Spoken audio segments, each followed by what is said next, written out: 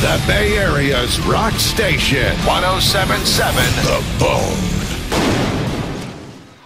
So I saw you guys in Reno, the headline set. Yeah, that's a big-ass stage, man. It was, well, it was chock full, too. Yeah. The place was packed. It was great. You guys had so much energy, and everybody seemed genuinely excited and happy to be playing this giant headline set that you guys played. How many of those songs are going to be able to translate into a festival stage? I think probably 90% of it. Yeah? We'll see. You know, this is like, you know, the second show. Last night we played, and we've actually changed the set a little bit for tonight's show, and it'll change as we go through the tour. I don't think we really want to keep the same set list. You know, with the internet today, as soon as you play, the fans put up the set list and criticize it, and it's on Twitter as it's happening. Oh man, yeah, everything's right now. You know, so. Do you guys have a lot of fan feedback? Do you read the chat boards, the internet stuff? I try not to, because we have to be pleased with what we're doing.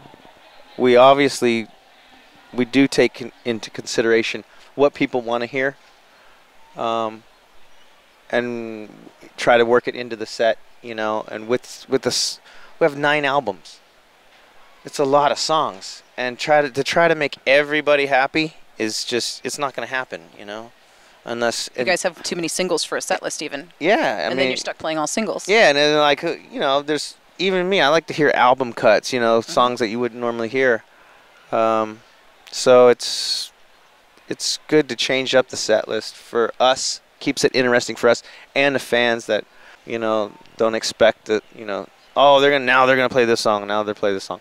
So even you guys might move into the realm of the headline sets of bands like Rush, who do like whole album suites and just play 3-hour sets and get everything in there.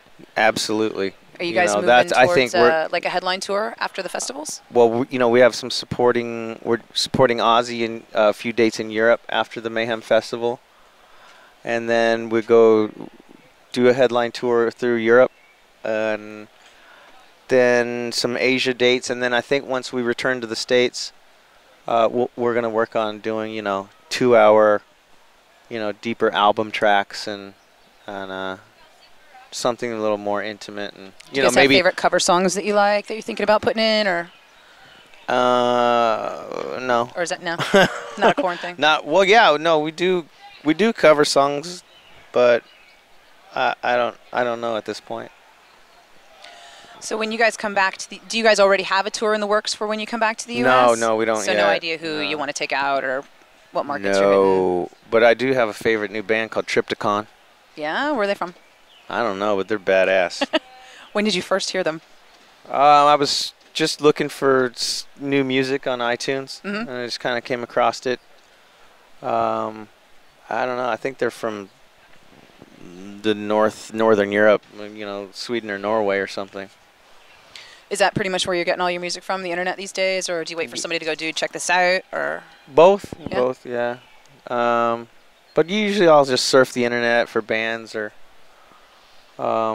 wait for somebody to give me a CD or say, check this out, or always, you know, when we're on tour, listen to the dressing rooms and see what the other dudes are listening to, like, what's that? Oh, cool. You know, and just being on tour and watching other bands like Lamb of God, like I want to hear their new record in its entirety now. You know. So you guys very much like looking for what's coming out new and fresh rather than like playing the classic stuff over and over?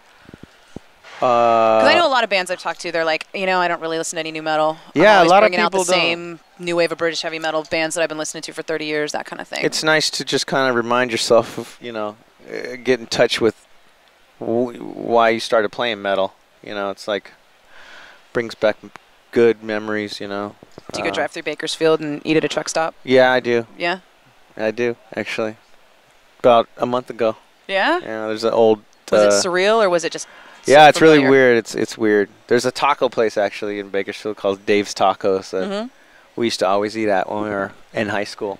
And it's still there, so go back there and eat some tacos and go home and have diarrhea. It's awesome.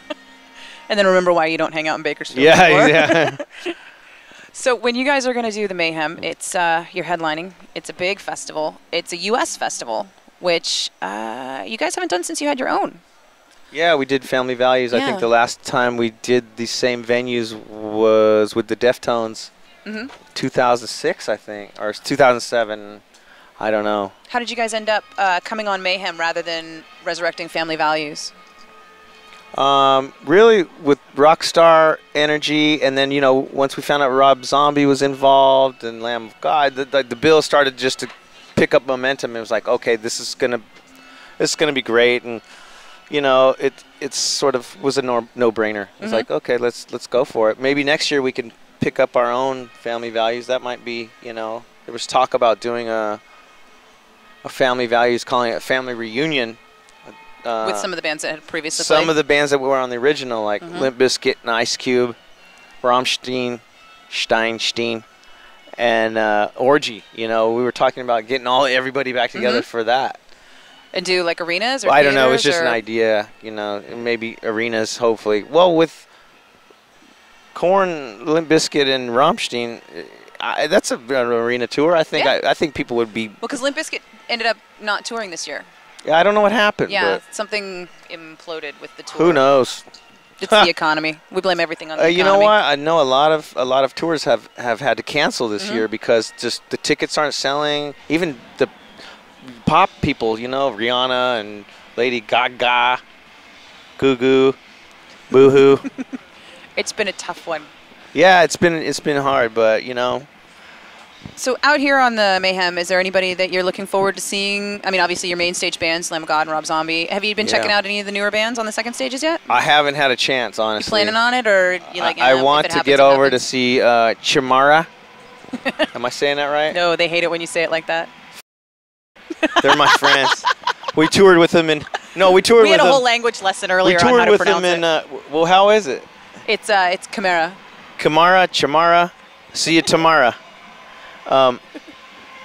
Anyway, we did some touring together in Australia.